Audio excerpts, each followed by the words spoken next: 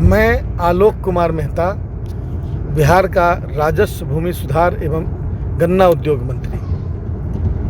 मैं अमर शहीद जगदेव प्रसाद जी के जन्म शताब्दी समारोह, जिसका आयोजन राष्ट्रीय जनता दल के द्वारा आने 1 फरवरी को बापू सभागार पटना में किया जाना है, उस संदर्भ में मैं लोगों से कई जिलों में अपने साथियों से मिल रहा था।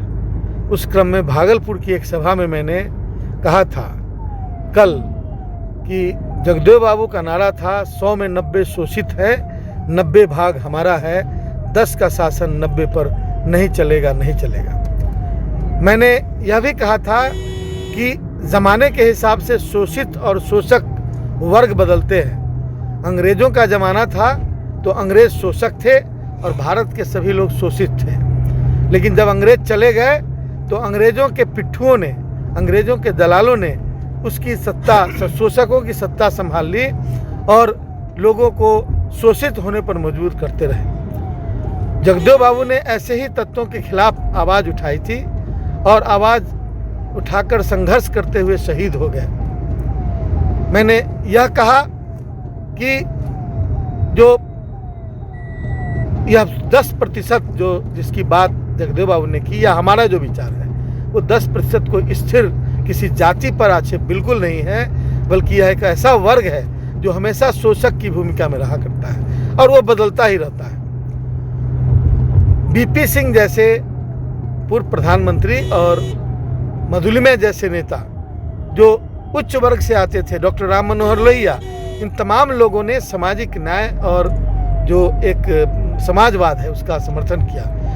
हमने उनके प्रति सम्मान का भाव व्यक्त करने की अपील की कि वे सारे लोग उस मुख्य धारा की राजनीति के हिस्सा थे। इन लोगों ने मतलब समाजवाद के और जो शोषण था उसके विरुद्ध उन लोगों का भी स्टैंड हुआ करता था। हमने एक बात कही कि मंदिर में घंटी बजाना चाहिए था जोगी जी को, क्योंकि वो एक मठ के महंत थे, तो वो जाकर सत्ता की कुर्सी पर बैठ गए हैं। और जो जनता, जो अवाम, जो लोग हैं, बहुसंख्यक लोग हैं जिनको सत्ता संभालना चाहिए था, उनको मंदिर में घंटी बजाने के लिए भेजना चाह रहे हैं। सत्ता के हस्तांतरण का यह अनोखा प्रयोग किया जा रहा है भारतीय जनता पार्टी के द्वारा। हमारे इस बयान को, इस राजनीतिक बयान को तोड़ मरोड़ कर कुछ मीडिया के साथियों ने पेश।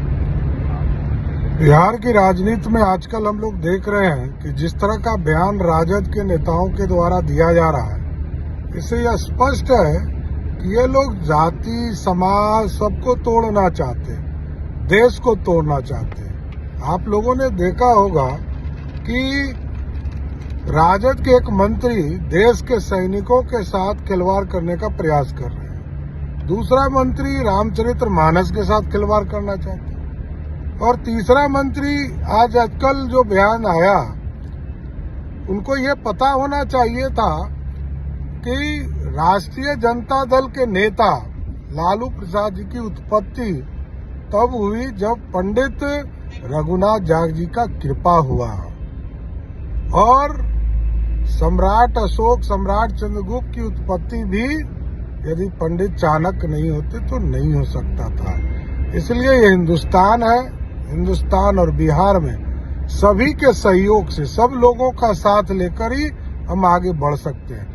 भारतीय जनता पार्टी के नेता आदरणीय नरेंद्र मोदी जी का बड़ा स्पष्ट निर्देश और शक्ति के साथ पालन किया जा रहा है कि हम सबके साथ, सबके विकास और सबके प्रयास की बात। राष्ट्रीय जनता दल में एक प्रतियोगिता चल रही है कि कौन मंत्री कितना गलत बयानी कर सकता है। 2 मंत्रियों के बाद आज एक तीसरे मंत्री महोदय भी प्रकट हुए हैं।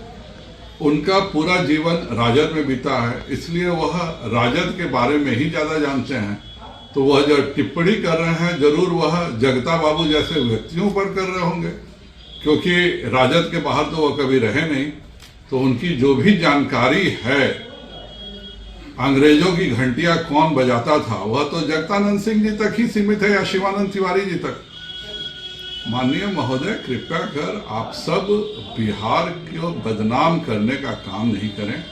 जिस प्रकार चंद्रशेखर जी का, फिर सुरेंद्र यादव जी का और आज आलोक मेहता जी का आप सब जो बयान दे रहे हैं, इससे बिहार फिर से 1990 से 2005 में जिस तरह से बिहार इस देश में मजाक उड़ाने की चीज हो गई थी, आप सब बिहारियों का अपमान कर रहे हैं। कृपया कर इस तरह की बातें नहीं करें। अगर आपके पास सामान्य बुद्धि नहीं है तो मुंह बंद रखिए, आराम से। इस तरह की बातें करके आपको अगर पता होता कि भगत सिंह जी कौन थे, चंद्रशेखर आजाद जी कौन थे, राजगुरु कौन थे, सुभाष चंद्र बोस कौन थे, तो आप यह बयान नहीं देते। लेकिन आपकी जानकारी चूंकि शायद जगदा बाबू जी के परिवार पर ही तक सीमित हो, क्योंकि माननीय शिवानंद जी के परिवार के बारे में तो पूरा देश जानता है।